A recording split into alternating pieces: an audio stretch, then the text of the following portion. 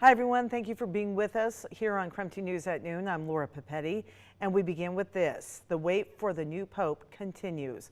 Cardinals are meeting right now to elect a new pope, and there it is. We've been waiting for some smoke to come out of the smokestack, and it is just beginning right now. This is a live look at Vatican City, where it is just after 9 o'clock at night.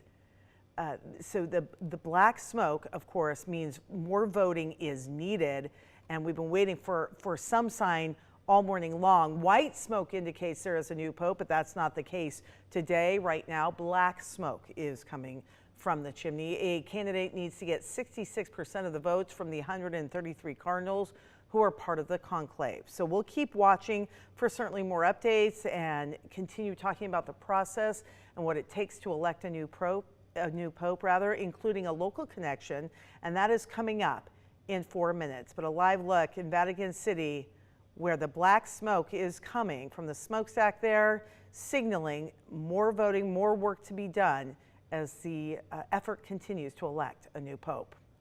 All right, and we have these unbelievable live shots, again, beautiful, from Italy after 9 o'clock there.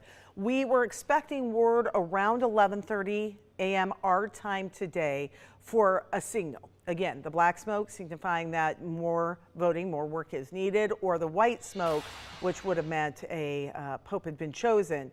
But the black smoke came out just moments ago. You can see people just thousands deep there in Vatican City. It is a interest not only, of course, to the people there, but people around the world waiting as the efforts continue to elect a new pope. So lots happening. We want to check in with CBS News as they have more on what it takes to get this job done. The Cardinals entered the Sistine Chapel and took an oath of secrecy as they began the process of choosing Pope Francis's successor. In the final Mass before the conclave began, the Dean of the College of Cardinals reminded them to set aside personal opinions and elect a Pope who can see unity in diversity.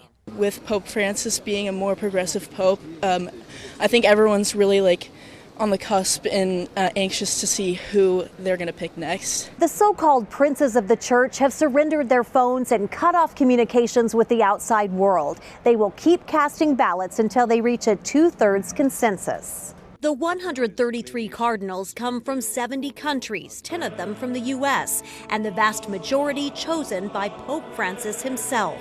They don't know each other very well. Pope Francis called them together very infrequently, only really once in 2014 for open discussion. A new CBS News poll of U.S. Catholics shows more than a third hope the new pontiff will be more conservative than Pope Francis, while 21% want someone more progressive. I would love as a Catholic to see more female intervention in all parts of the service. The church does not need to fit the age. That's why it's 2,000 years old. Crowds are watching for smoke signals from the temporary chimney on the roof of the Sistine Chapel. Black means no decision. White smoke means a new pope and a new path for the world's 1.4 billion Catholics. Tina Kraus, CBS News, the Vatican. All right, and just moments ago, we started to see black smoke pouring out of those temporary chimneys, as you heard, Sistine Chapel there, signifying that more work continues on the conclave, as they will have to continue voting to choose a new pope. So black smoke for today. It is after 9 o'clock there in Italy. So again, they will resume later, hours later, for more discussion and voting, and the world awaits to see when the white smoke will come pouring out. Meantime, among the 133 cardinals voting for the next pope is one with a connection to here, the Inland Northwest. Cardinal Blaise Cupich is a former bishop of the Diocese of Spokane. Now, he served as Bishop of Spokane from 2010 to 2014 before Pope Francis appointed him to lead the Archdiocese of Chicago. And then in 2016, he was elevated to cardinal. And we have more coverage of the papal conclave that is streaming on KREM 2+. You can tune in to learn more about how the conclave works, plus live coverage from the Vatican during the times when the cardinals are actually meeting. and we'll continue to track this throughout the day. In the meantime, after years of delays, it is finally here. TSA is now following Real ID security standards at airports all across the country. That includes the airports here in the Inland Northwest. KREM 2's Brandon T. Jones has been live all morning long at the Spokane International Airport. Brandon, so far, day one, how are things going? Well, I'll tell you what, we have spent several hours here at the Spokane International Airport. The busiest time was definitely around 4:30 to 5 o'clock this morning. Those TSA lines right here behind us, they were quite a bit long, but they had all hands on deck. They were pushing all of the travelers through, and it was a smooth process. So we've been speaking with travelers, we've been speaking with some of those TSA officials, and the key message with this new deadline that's in place, these new security standards, is that if you don't have a real ID, there are other acceptable forms of identification. I'll go ahead and share that with you here really quick. So to start things off, a U.S. passport or a passport card, that's considered a proper form of identification. Enhanced driver's license, that's actually another important one. And anyone in Washington State who's signing up to get a real ID, that's actually what you'll end up receiving, an enhanced driver's license. Military credentials, global entry, or Nexus cards. You can find a full list of acceptable ID on TSA.gov, but if you have none of those, you will likely run into some delays and have to go through extra security screening. We got a chance to speak with some travelers who were well prepared here as they arrived today. Were you aware that, hey, this is a new security standard going into place today? Yeah, we had kind of heard about that. We both have passports and we're actually traveling international, so it wasn't a super big deal to us. But yeah, a little bit of anxiety going into things. Oh yeah, well, is it nice to kind of see? Yeah, it's really calm over here, huh? Yeah, it's been nice. Yeah, every once in a while it gets pretty busy, so we're pretty happy with it today.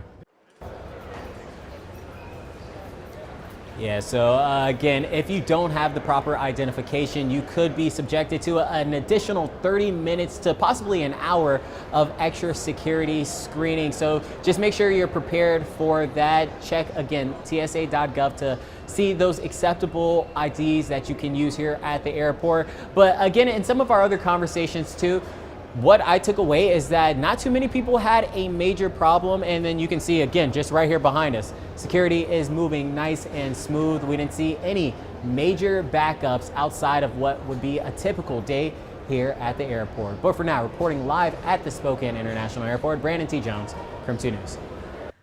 Brandon, thank you very much. And we do want to make note that real ID is needed for more than just flying. Obviously, that's getting a lot of attention, but you'll also need it when visiting federal facilities, and that does include military bases. Now, if you don't already have real ID, be prepared to wait. Lines at the Spokane Valley Department of Licensing yesterday were more than 3 hours long for walk-ins, and appointments are booked up now for several weeks. Also, keep in mind it can take over a week to get the physical copy of your real ID in the mail. So if you are flying soon, you'll want to make sure you have another approved form of ID. Lots of people just sitting and waiting. And if you want to learn more about the real ID requirements, check out our special. It is streaming exclusively on KREM 2 Plus. That includes a look at the rollout from airports all across the Northwest. You can download KREM 2 Plus for free and watch on your TV. All right. It is about 9 minutes after noon right now, and we have so much sunshine all around the Inland Northwest today, but it sounds like some changes may be on the way in the coming hours. Meteorologist Thomas Patrick, he is here with the details. Thomas. Yeah, nothing too worrisome, Laura. We are tracking a small storm system, pretty weak overall, but it might kick up the winds just a little bit today and give us the ever so slightest chance for rain tonight, but it's all looking very minor at the most. So in the meantime, what another stunning, beautiful day we have here. It is all sunny skies, a lot of cirrus clouds, those high-level clouds in the skies above my head here from our Outdoor Weather Center with an exceptionally nice 69 in Spokane, already 70 in Coeur d'Alene for current temperatures. So it's plenty warm even as we cross the noon hour here. But this is the storm system. It is a cold front, so it is going to be a bit cooler on the backside here. But here's the thing.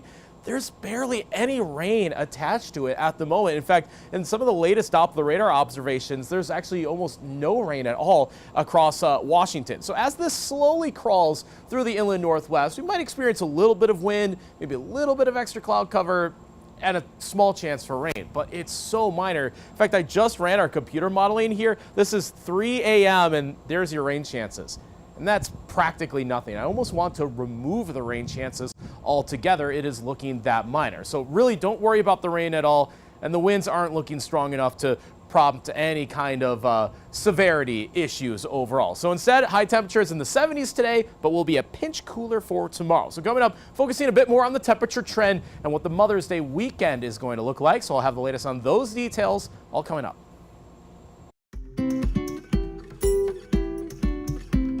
They may not realize it, but they don't understand how much of a difference they're making in the parents' and the children's lives. Just to be able to have that peace of mind that if for some reason you can't afford to get diapers for your kids, now they can come here and they know that people are out there and they look and they know and they care, and it's making a huge difference in these parents' lives.